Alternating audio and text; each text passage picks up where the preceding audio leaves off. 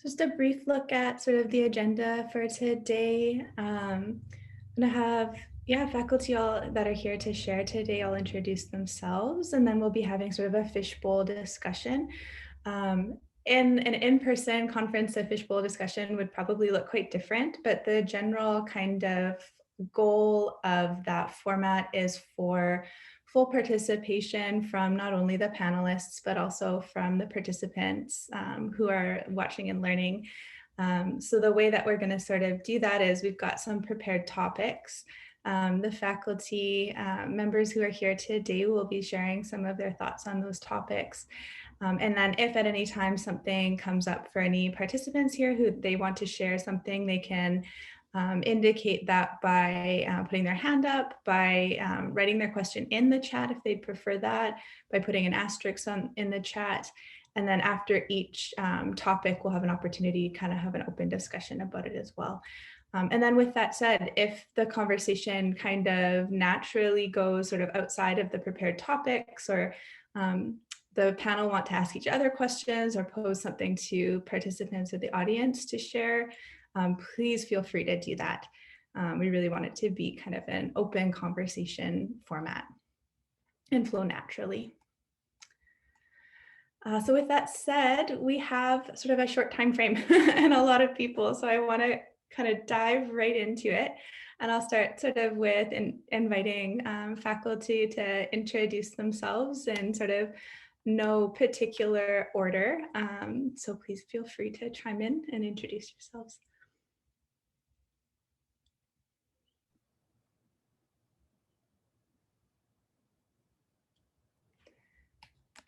Lauren, are you wanting the panel to introduce themselves or anybody?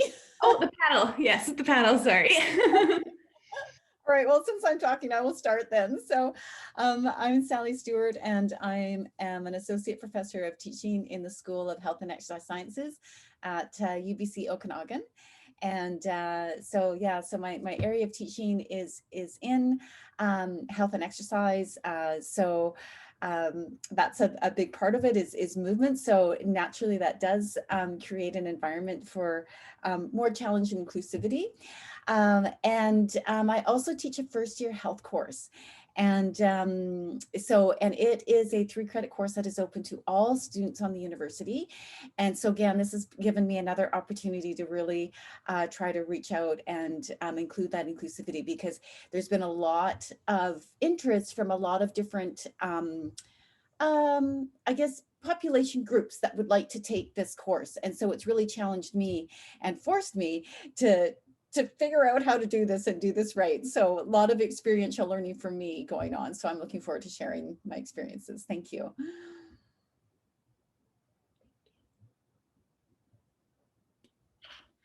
Hi, my name is Charles Bingham, and I'm a professor in the Faculty of Education at Simon Fraser University.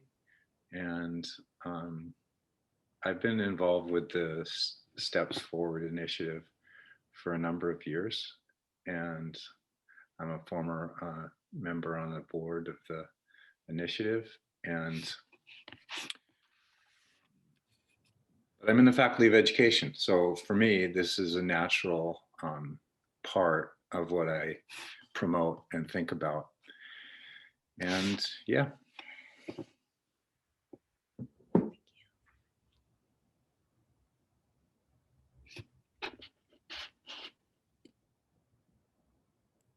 Okay, I'll go. Hi, I'm Patrick. Nice to see everyone today. Thanks, Sally. Thanks, Charles. And I am new to being involved with inclusive education in terms of meeting up with, I believe it was in the first part, it was Rachel the Third. That's what I call Rachel because of the 3 eyes, and also being introduced to Kristen, who has been my point person and collaborator since September. I teach at UBC in theater and film, and I'm co-appointed at a Master of Digital Media program. I interacted with students in these past 2 semesters in the context of sound design and software development. Those are my 2 areas of focus. And currently, since January, I'm also a board member of Real Wheels Theater, which is a company dedicated to creating theatrical experiences for and with people with disabilities. I'm happy to be here and learn. Thank you.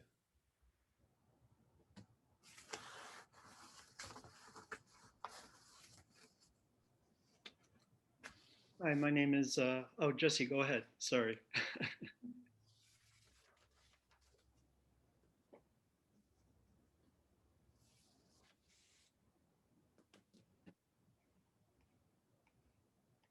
Actually, this term was my first experience with the Steps Forward program, and I really enjoyed that.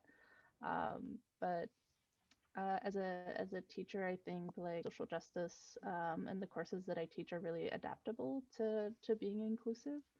And so it was a lot of fun to teach this term because a lot of my students are very interdisciplinary, and also stuff with the pandemic meant that I was already thinking a lot about inclusion. So I do a lot of work and wear a lot of hats both in and outside the university around social justice. And I also identify as neurodiverse. And so that's something sort of coming into how I design classes as well.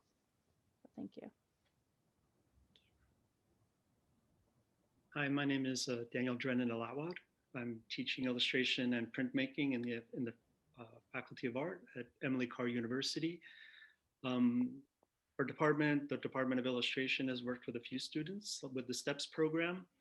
And this for me started, one of my research foci is decolonizing the illustration classroom. And that started when I was teaching at the American University of Beirut. So this is a natural next step for me, and I'm glad to be doing it and glad to be here.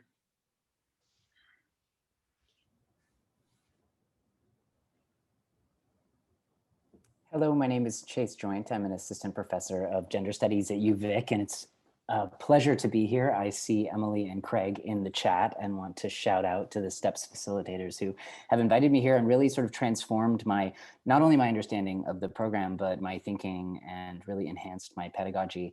I arrived to UVic also as a practicing filmmaker, and so I'm thinking across the axes of art, activism, and academia at every turn.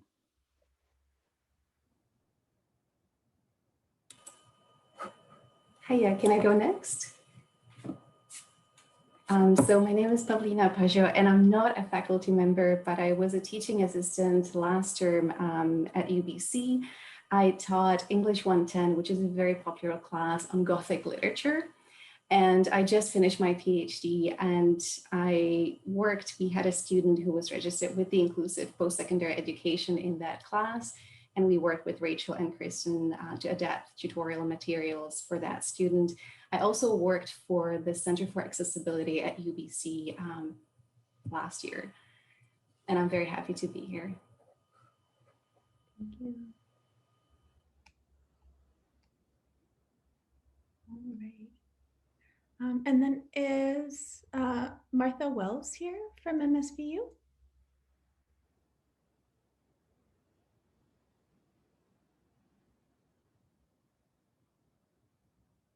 She might not have made it, but hopefully if she jumps in at some point during the session, we'll get her pinned and do a quick introduction there. Thank you all so much for being here. It's so exciting to have such, not only a diverse range of campuses represented, but of expertise and different areas of study. And so, yeah, very, very excited to get into the conversation. So I think the first discussion question that we had, so I recognize that you are, I think every prof here, all of you on the panel are professors that are really thoughtful and take a really intentional approach to, fostering a welcoming classroom environment for all of your students. That was something that facilitators shared with me when kind of suggesting you all for being on the panel today. And so I imagine that when sort of approached about a student with a developmental disability wanting to take your class, there may have been sort of a thought process around classroom culture, how to foster that sense of welcoming in the classroom. Um, and curious if that shifted or changed over the term, and if so, in what ways?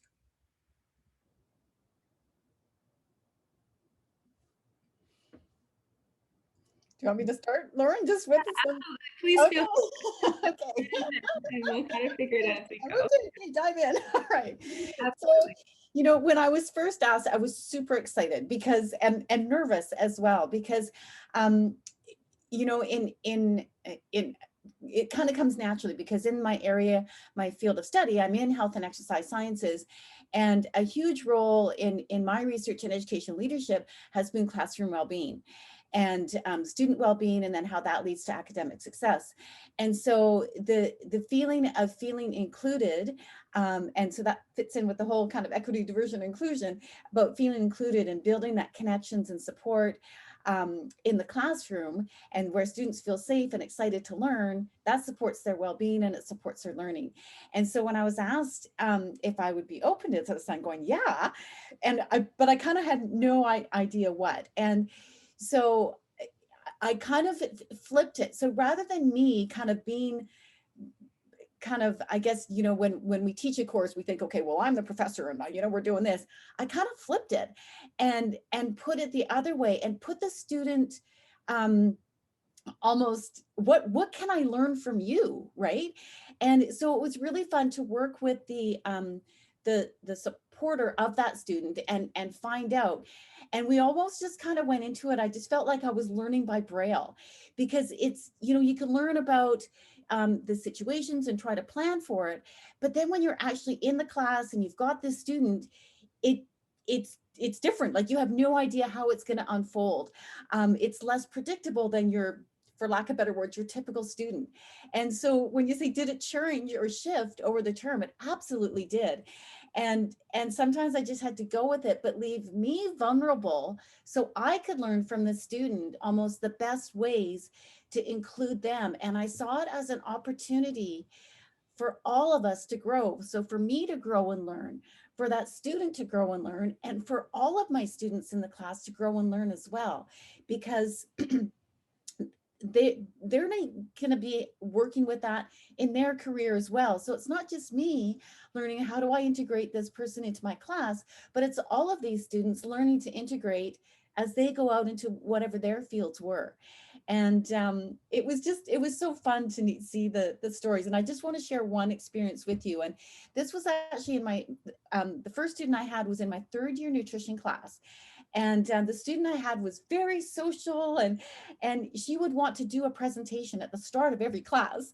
And so I had to be mindful of that, but yet also mindful of the timing. And I remember when I started handing back midterm exams, and she jumped up, and I'm going, okay, she's going to help. So I just had to go with that, and it totally worked. But she felt that she was contributing, and the students so enjoyed it. It added to the whole you know, engagement and social connection in the class. So I'll leave that as my start there on that one. That's great, thank you. Would it be helpful if I don't want to put anybody in the spot by calling on anybody in particular, but I wonder if maybe Actually, put people on the spot like me, Lauren, because that's what I do to my students all the time. And that might actually help me.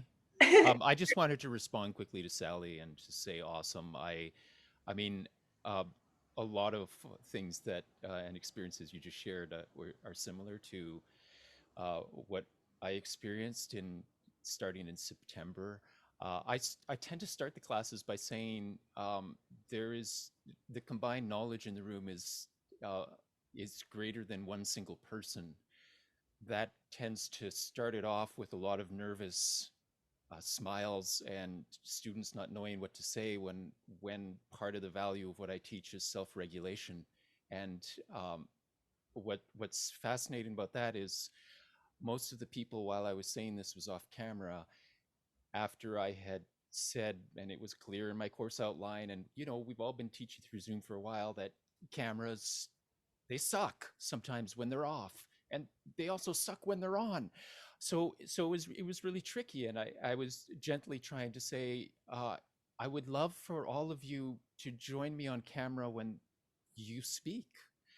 And my first student, who I love, the first thing that she said was, I don't under, and she was totally on camera first, and while very few others were, and she said, I don't understand why you're not on camera. I mean, we're all grown-ups, right?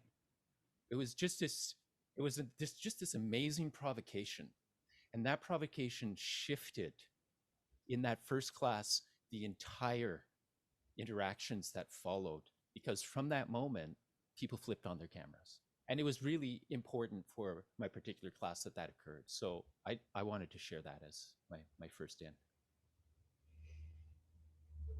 That's great.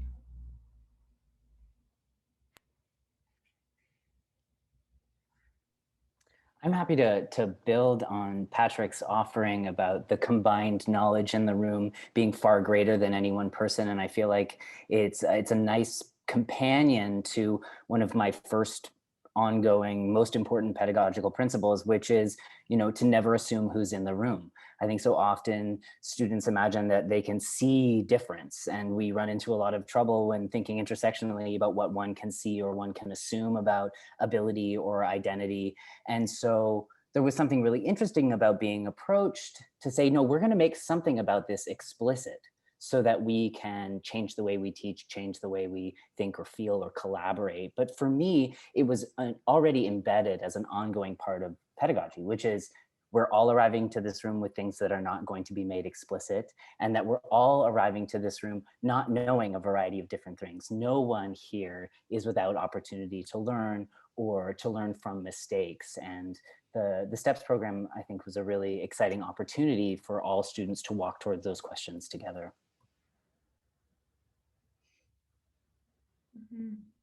That it reminds me of something a professor said earlier this year, which just in sort of the feedback from including a student in their class, which was that this actually, gave them the opportunity to walk the talk of inclusion and not have it be something just theoretical, but something they were genuinely doing. So I appreciate that that feedback. I can speak to this from my own experience and from a pedagogical perspective, I guess, or an educational perspective, is that I think that, the best teaching is always teaching that is not just about the subject in that class, but it's about the subject as a whole. So I think, say, for example, the best mathematics teacher is one who shifts the student's attention from what they're studying to a relationship to mathematics as a whole. And I think the same thing happened with me, and it was an important shift, is that I first was thinking about the student who arrived in my class and how my class was going to be good for that student and for the rest of the students. But then and at the time, the ethical inclusion was not part of my political landscape. But quickly that became part of my political landscape. And then the sort of smaller questions about what happened in class, what's happening in class, became larger questions about what does this mean for our society, which has excluded these folks. So I guess that was a really important movement. And yeah, to make it a larger concern is one very, very important step in that for teachers of folks with disabilities.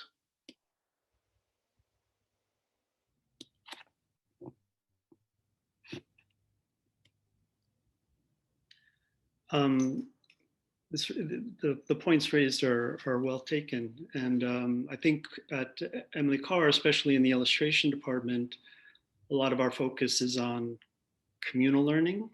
And so the challenge for me when I was presented with students who were going to be in my class was a contradiction, in the sense that given the communal nature of a lot of what takes place in the classroom already, there was a troubling contradiction in terms of, okay, now we're formalizing and forefronting one particular student in a given classroom. And so, and this reminds me of, EDI discussions that are likewise contradicted by a federal term of visible minorities, for example, where you are focused on in a way that has everything to do with, as Chase was pointing out, how you are perceived visibly, let's say.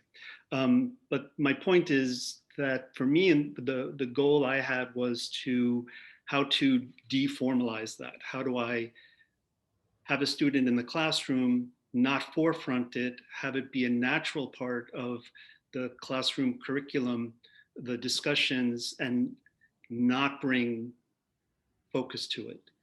We have a huge population of international students, and so there's a similar aspect there where,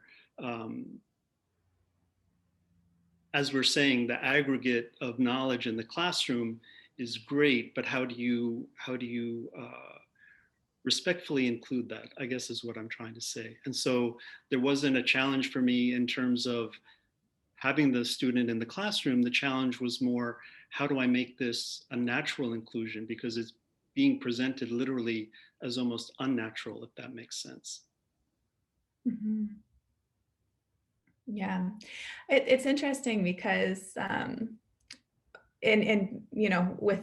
with our facilitators and with Arden, she probably could give this saying better than I could, but there's sort of this saying that sometimes you sort of have to take unnatural steps to make something natural. And so that whole connecting with faculty to suggest the idea of including a student is such an unnatural step, but the ultimate goal of that is that this sort of paves the way for inclusion of students with developmental disabilities to be sort of unremarkably included at every campus, and ideally across the country. It would be wonderful, but for us in BC. And so it's interesting. It's something that we think about a lot as well. Lauren, can I just add to that comment? It's interesting because I know with the Steps Forward, at least at our university, they would either come in to the class, or you could do a little PowerPoint that explains the Steps Forward, and there is a student in this class that is part of this program. And so I kind of was going both ways on that, because again, I didn't want to make it like, okay, there's, as just going on the words from our previous panelists there about it being unnatural. We wanted it to be a natural inclusion, and that almost makes it unnatural that there's, again, for lack of better words, there's an odd person in our class, right? And I didn't want that. And so it was kind of interesting. And so the first couple times that I had a student in my class, we did that, but then and I felt it did work a little bit with when we were in classroom together, and then again that helped me with the inclusive, but then it gets shifted. But then different when we're online because we don't see people, right? So and so I didn't do it this year, but what I have been doing in my classes, because again, not only do I have students from the STEPS program, but I have others with just physical disabilities. I have a lot of Aboriginal Access Program students. So again, lots of students coming with whatever challenge to learning they have, and we want them all to feel inclusive. And one of the things over the last number of years that I've started doing is I have 4 themes in my course, and they're related to the course and evidence-based, but always that last one is about grace and kindness, and working that into the class in all of our interactions. And so it just put that at the forefront. So when the students were working together in teams, no matter who they were working with, and if they were working with that student with a developmental disability in the Steps Forward program, then that was their approach. They didn't have to because it was automatic. And I'm going, okay, I can see here are some challenges with this student, but I'm coming in from this theme of kindness and grace and inclusion. That is one of our 4 course themes. So that's sort of how I have tried to do it as well, to be inclusive of everybody, and to make this, again, for lack of better words, this unnatural student more of a natural part of our class. if that makes sense. And again, it's hard sometimes doing the wording here, but I think you get my drift. Totally. And just for those here who aren't familiar with the class addresses, so in here in BC, we often will do a class address at the beginning of a term, particularly for students in their kind of first few years when they're not fully sort of embedded within a program of study or faculty yet. And often what the intention of it is to give some context to both the initiative existing on campus, to peers, and also give sort of almost a permission to ask questions, to engage, to learn more for peers who you know, maybe haven't had the experience of you know, sitting beside and being in the same classroom as somebody with developmental disabilities. And they're always done sort of with permission of and in collaboration with the student. So students can absolutely say, no, thank you, I don't want a class address, and then we just don't do them. And then some profs can say, you know, no, thank you, I don't want that. And we go from there.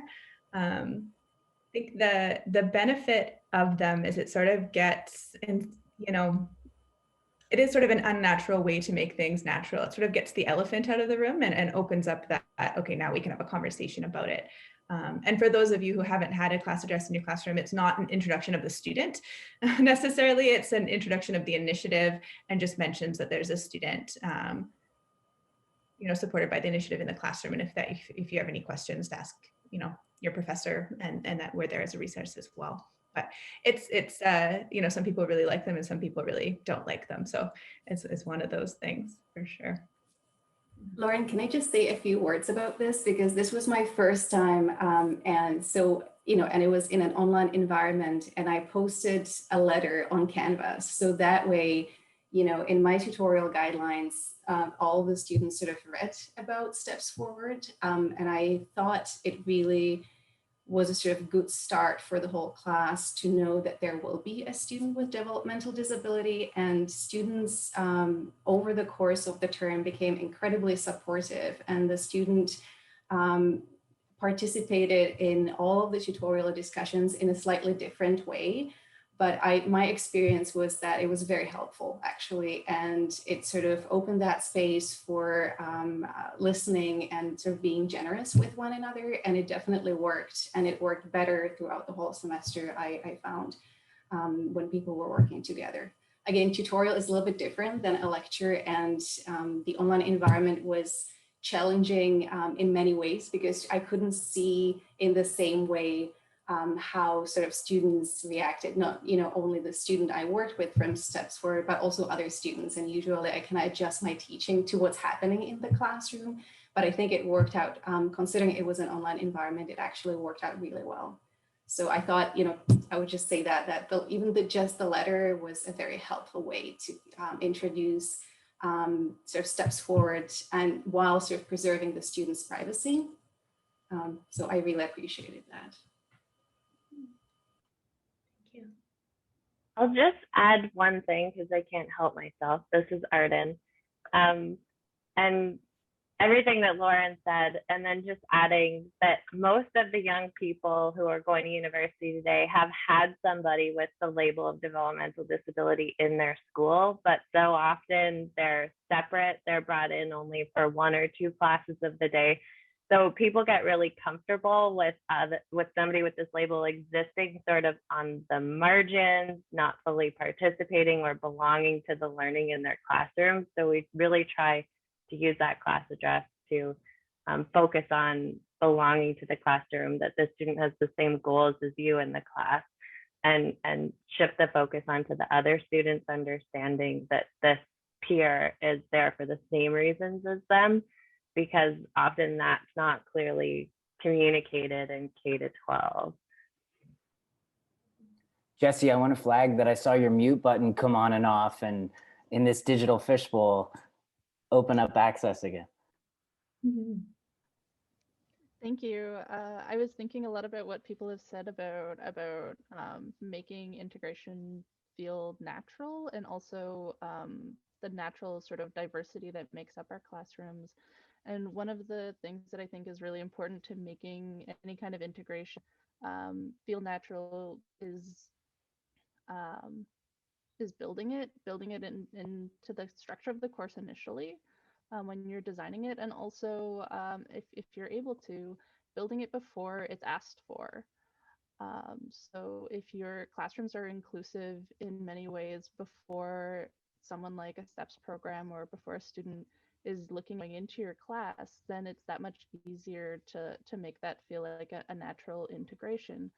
Inclusivity is something that I have to think about with my students all the time. I have students with different different socioeconomic backgrounds, different levels of English. We're very interdisciplinary because I teach a lot of the introduction kind of courses, and social justice is just interdisciplinary anyway. So some of my students have huge backgrounds in theory, and some of the students have never taken anything about gender studies before because maybe they're in math.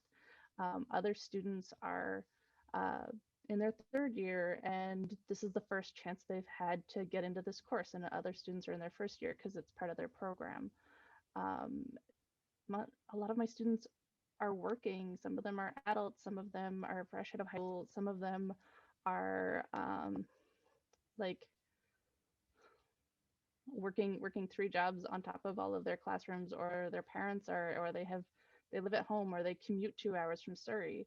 And so I'm already trying to build programs that are accessible and friendly and manageable and doable, where people aren't penalized for what's happening outside of my class. Because also, and this is one of the first things that I often tell my students in a term, is that my class is not the most important thing in their life. They might have a lot of other stuff going on, it's okay. And so I build a class around that sort of premise. So the things that I do to make my class anti-racist, or to make sure that an illness or sorry, one bad day or even one bad month doesn't end up messing up their scholarly career or cost them thousands of dollars to retake a course, or the things that I do to make my syllabus reflect the diversity of my students, those are all things that make my classroom more accessible and inclusive, ready for people in the Steps Forward program. Thank you. That's great. I just love the one of the main messages that I took away from that, Jessie, in terms of what you're communicating there, is that proactive approach. And, you know, that's how we design and work our classes. And I think that is so, so important. And, you know, it's interesting. One of the things that it just kind of dawned on me as you were chatting is that, you know, I think of our online world, this world in teaching.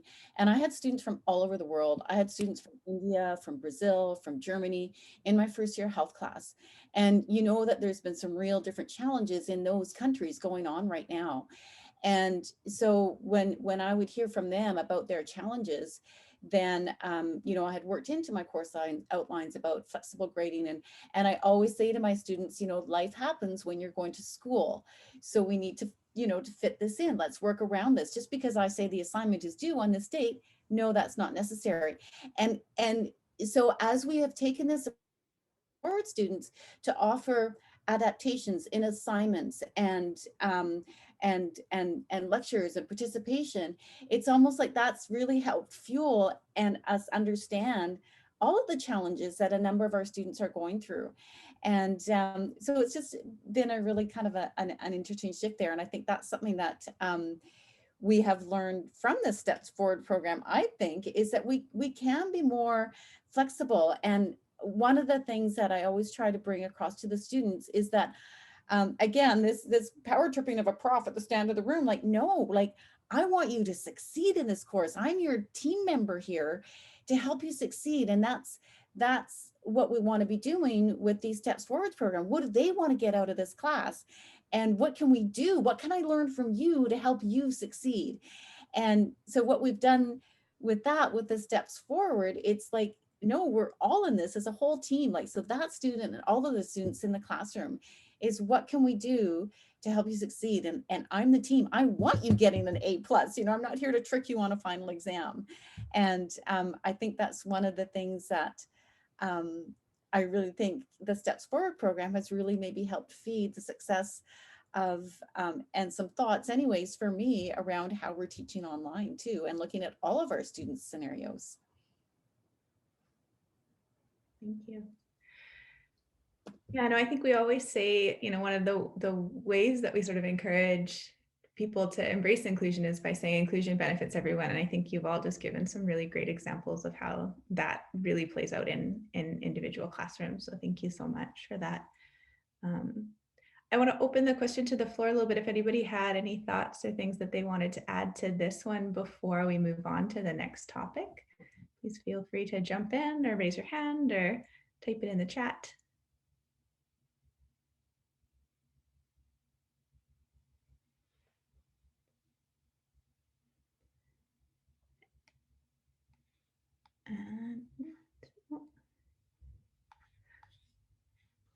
I can jump in on sort of from a student perspective.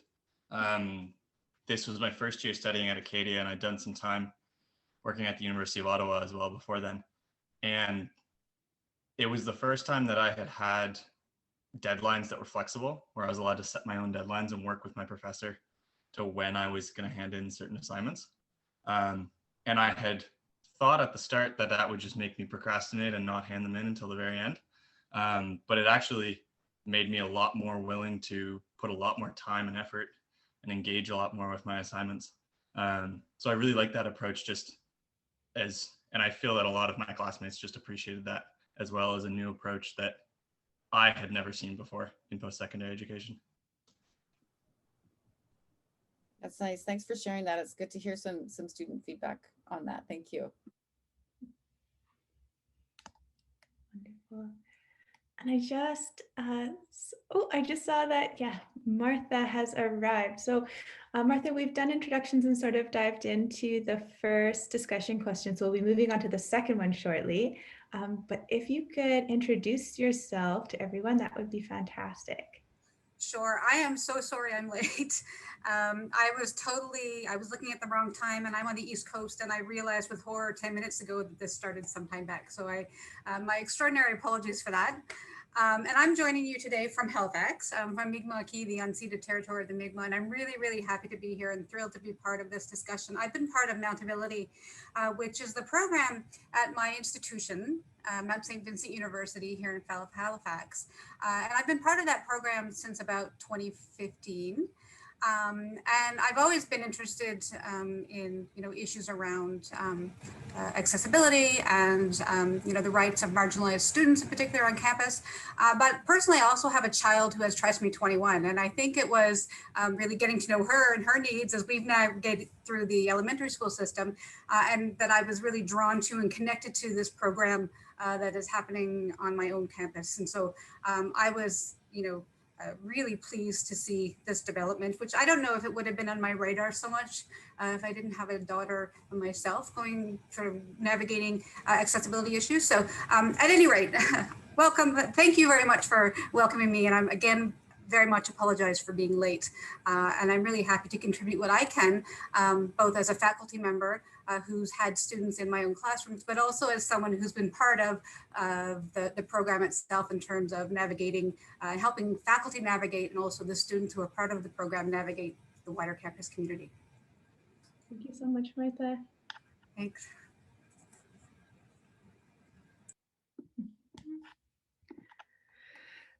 So topic 2 is a doozy. Sorry, everybody. I wanted to keep it sort of broad, and give lots of opportunity for different things to talk about, but I kind of, in hindsight, made a giant question.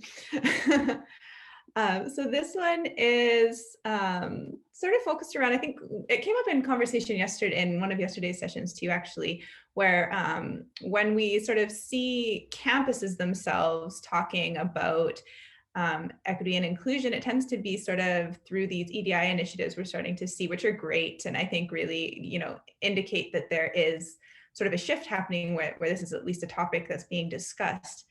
But they tend to, kind of come down from the top. There's sort of action plans, and often developmental disability, and sometimes disability altogether, is not actually included in those action plans whatsoever.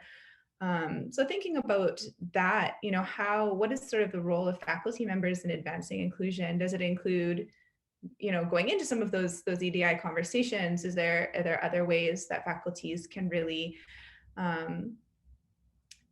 advance inclusion on their campus sort of outside of those initiatives?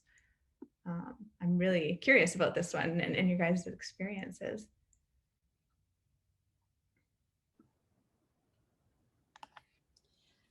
I'll just jump in.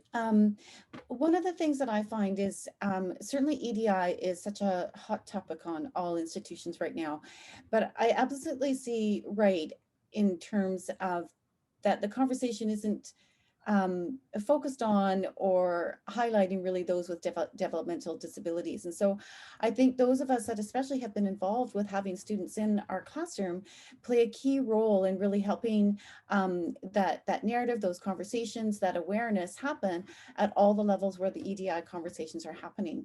And one of the things I really think of that ripple effect. So as I've had students, I talk about it more to my other faculty members, and I also kind of reach out to faculty members who I think, wow, I think your course would be really great at having these students in, because there's absolutely some courses that would be a little bit easier to get them in. And so if we can get more people open to having as students in that are part of the Steps Forward program, then again, that's just more awareness and more experience, and there's more talk about it, there's more that ripple effect.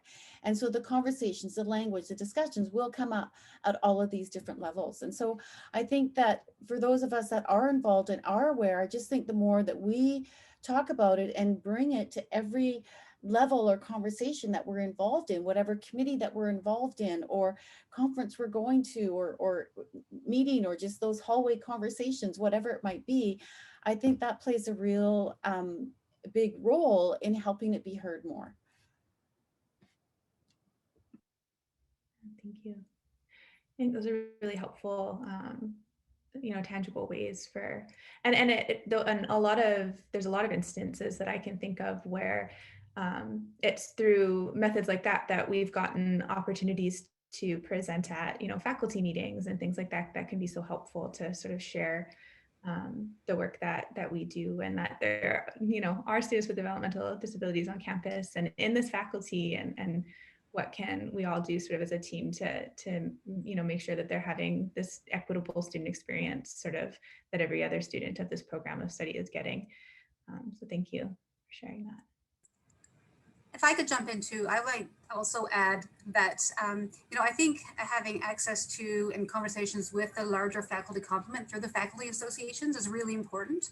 Our faculty association has been wonderful. And one of I think the most effective ways to first of all, get faculty thinking about this as an accessibility issue on campus and thinking about students with developmental disabilities is to absolutely share the positive stories that those of us who have worked in the classroom with students who are part of the Mountability program. I think I think that is the most appropriate way of generating really positive ideas and interest around involvement, and really having, faculty themselves thinking about children or students with intellectual disabilities as being part of that wider picture of access on campus, because I'm not sure that it's automatic, because I'm not sure that the broader systems of the universities are doing that so well. And so I think it really is incumbent upon those of us who are working at kind of the grassroots in this program and others like it, that we really kind of get out there and advocate for, first of all, the relative ease with which students are incorporated into classroom activities, but also to talk about how meaningful that is in terms of generating a wider campus of justice and accessibility. Thank you. I wanted to go back to, Charles brought up an interesting point when he was talking about ethical inclusion, and Jesse as well, bringing the social justice aspect of things, and also obliquely class aspect of things. I find students are hyper aware of the public relations mode that a lot of EDI takes, and also understand that they are in if we were to culturalize where we are, not just in terms of the campus, but in terms of British Columbia, also Canada, we're talking about a culture in and of itself xenophobic, extirpative, and there's a danger in my mind in only focusing on the classroom or the campus. We're creating bubbles where we are allowed the pretense of inclusion when in fact the students leave and go out into the world and that inclusion is not there. And so in terms of my department at Emily Carr, it is part and parcel of what we do in the illustration department, and it's also in other departments. I'm not going to just single ourselves out, but I think that the bigger picture has to be taken into account because the students aren't buying a lot of this EDI stuff. I certainly am not buying a lot of the EDI stuff that is going around, and it becomes a facile replacement for what really needs to be taking place. And I think maybe to build on some of Daniel's ideas, one of the things that we do in the gender studies department at the University of Victoria, and I can, make that more micro and say in my classrooms, is to really think out loud about how power works, how power operates. And one of the ways to do that is to make explicit how the university functions and to really pay attention to how we are all in colonial structures that value a kind of top-down knowledge production system, and what would be possible if we thought about classrooms as a space for collaborative world building. What if we changed the terms of our engagement? And then it really shifts and I think puts pressure on the use of words like natural or neutral, because natural for whom, about whom, natural benefits someone always. And so what does it mean to be talking about naturalizing processes or creating neutral environments, and instead thinking what else is possible? Mm-hmm.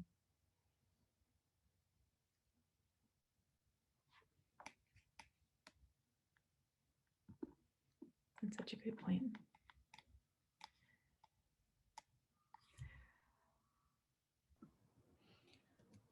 I saw sort of something in the chat there, kind of about course outlines and things like that, and I've been working on another sort of research project, and part of it has to do with course outlines, and I think this is a wonderful opportunity to really help and start the whole, I guess, nature of the class, because the language and how that course outline is portrayed is basically your first message to the students. And if it is welcoming and inclusive in the language and personalized and all of those things, and then people, all of your students are going to feel welcome in that. And so I think really and goals and expectations in that class can really set a foundation for inclusivity, and really setting the tone and connection and camaraderie and sense of community building within that class, and all of us as being learners in that classroom, and everybody has something to contribute. So I think that's really, really valuable. I find too that one of the other tools that has been really helped me, especially with students with part of the Steps Forward program, but in everything. And there's the equity decision-making tool, and it's just 4 steps. So whatever decision you are making, so whether that's about how you word your course outline, or what assignments or activities or grading, or whatever you're going to do, or how are you doing your lecture. So whatever decision you're making around your course delivery and structure, then ask yourself sort of these 4 questions, and using that that inclusion toolkit. And I have found that really, really helpful for me. And so the first one is just whatever decision you make, what is the impact of that? Whatever decision you make, what are the symbols and messages that is relaying? The third one is mitigation. Is there any negative thing that could come out of that decision? How do you problem solve or mitigate that? And then the last one is the feedback and response, and how will you invite feedback and get feedback to improve the impact and things like that. So I have found that has been really, really helpful for me with the Steps Forward students, but also just in inclusion all around in a classroom. Thank you.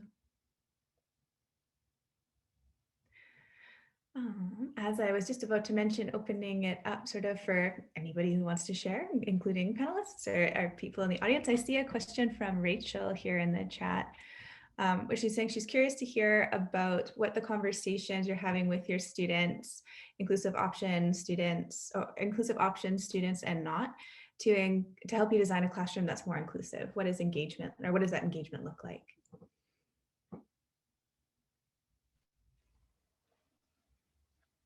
I can actually speak to that.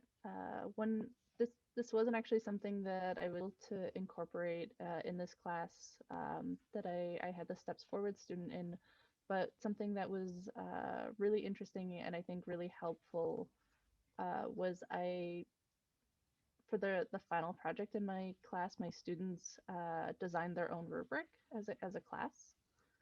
And they got to set the priorities of what was important to them, what they needed, what they wanted to get out of the project, and then also incorporate what my needs and obligations might be in a classroom.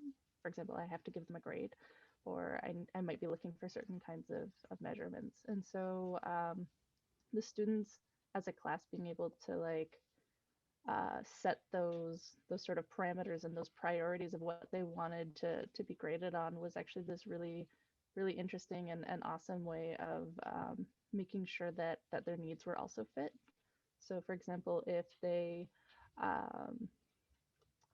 someone had mentioned deadline a minute ago, so if like really strict deadlines were going to be tricky for people, just and they didn't necessarily want, you know, their grade to reflect how well they were able to meet the strict deadline. Having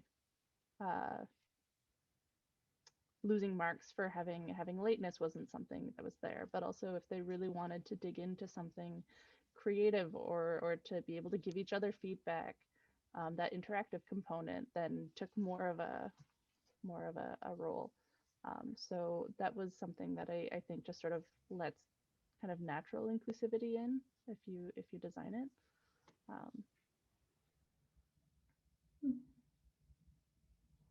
Thank you. That's great. Conscious of the time, we're really running low, but I wanted to make sure that there was an opportunity. The next question is sort of around work that you all have been sort of doing in the campus to kind of move inclusion forward, whether that relates to sort of developmental disability or sort of inclusion and equity for many students. I just wanted to make sure there's an opportunity for anybody who wanted to share some of that work that you're doing on campus. So please feel free to jump in.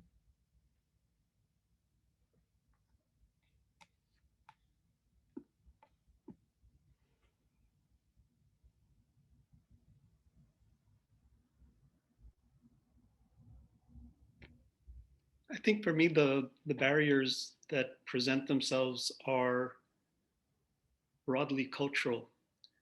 And in terms of a dominant cultural mode, I've only been 4 years here in Vancouver. Previous to that, Newark, New Jersey, and previous to that, Beirut. I grew up in New Jersey. And I'm struck here by the lack of, I don't know how to put it. My students, that when I interact with them, a lot of students who are either first generation immigrant students here, international students, and now students who are facing particular disabilities in the classroom, what I hear a lot is that there is no voice. They have no voice, societally speaking. And it strikes me, you know, I live out in Surrey, majority minority city, just like Newark was a majority minority city, yet I don't have that sense. The communities that are here, we're in a very colonized place and a colonized space. And I find the antidote in the classroom, or the ability for what I do in the classroom or in the department or in the faculty or the university, doesn't answer that bigger issue and those bigger problems. One of the things that we do in our department, my office is open. Our office, I share an office with a colleague. The office is open all the time. Students are able to come in outside of class time, hang out, work, complain, whatever the case may be. And that has given us a lot of insight into how the students are seeing things, how they are reacting to things, what their lived reality is. And I find more and more that that lived reality, and Jesse was alluding to this a little bit earlier as well, is in stark contrast to their school reality. And so for me, the barrier is, well, how do I equalize those two? How do I bring those two together? How does the classroom and the university open up to outside communities? But I find it problematic when those communities are not allowed voice. I don't know if I'm explaining that well. The opportunities that I see are, you know, the students rise to the occasion, and I don't have any qualms about or issues or worries about students coming into the classroom on this level, because it's already part of the culture of the department and the faculty. And so it just becomes a natural step. And it's frustrating to me to see it working at a, you know, almost glacial pace. I would want this to have been sped up, you know, 20 years ago kind of thing. So just throwing that out there. Thank you.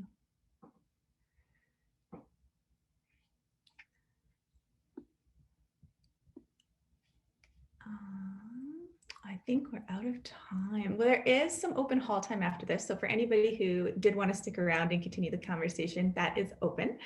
There's no obligation. I know that everybody's busy, and some of you have immediate meetings kind of following immediately after this, so totally fine. I did want to give, hopefully if Jerry's ready, an opportunity to take a look at the graphic that she's created or is in the process of creating. Are you prepared to screen share that, Jerry?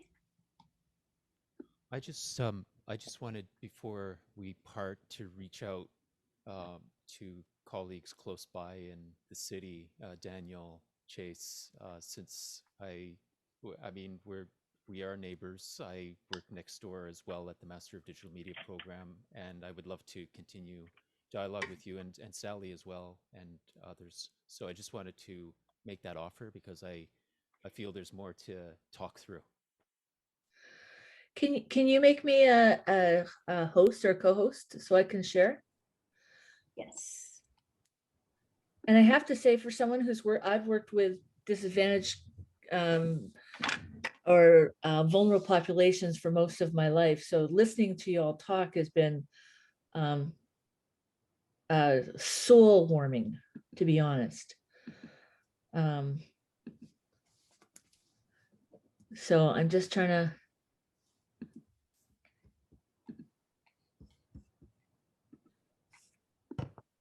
remember how we did it last time. There should be a little screen share button. I know it's supposed to come up when I hit this, it should come up. How do I want to share? You could either select the window that you want to share, or you can select your full desktop. There it is. I got it. Okay. Now it should come up. Okay.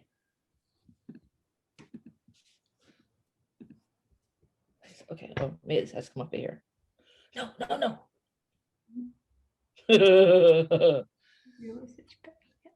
Okay, so now this. Okay. So I started writing smaller when you start talking more, and I thought we were going to get into another question. I should have paid more attention to time. So probably what I'll do is I'll get a copy of the tapes again, and I'll add some more stuff in. So I don't know if can you see? So the key things I talk about the whole concept around diversity, on starting on how we can learn together, how everyone arrives to the classroom to learn, creating social connections. The classroom is the greatest learning, and the ability to walk the talk. I love the one with the voice. We're all adults here, right? Turn on your damn screens. As someone who is constantly saying that to students myself. The whole idea around collaborative learning, going from a lecturing process to a collaborative process, the whole idea around flexibility in learning. So I have to go this way, don't I?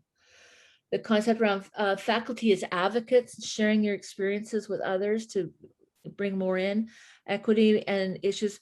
The whole concept around transferability, the skills you learn and the way you're treated in universities isn't necessarily transferring to your life when you go home. Great, Jerry. Thank you so much for creating this. It's so fun to have. I love graphic note taking. I think it's such a, I've seen it sort of only recently pop up in the last, I'm sure it's been around for longer than that, but I think that's been an exciting. So we only got to question 2. I was trying to leave room for 3 and 4. It would have been next time. I'll make sure we have more time. I appreciate so much all of your time here today and everything you had to share and the work you're doing on your campuses. And yeah, really appreciate it. Thank you all so much. And I'll send out the final image, everyone via email when it's completed. Awesome. Thank you, Lauren. It was lovely to be a part of us, and I'm sure we all learned. I learned too. And I just like to end on a positive. I think, you know, we all can see this. It's an opportunity. Absolutely, there's barriers, but this is an opportunity for everybody and everyone to learn. So I think it's great. So yeah, thank you.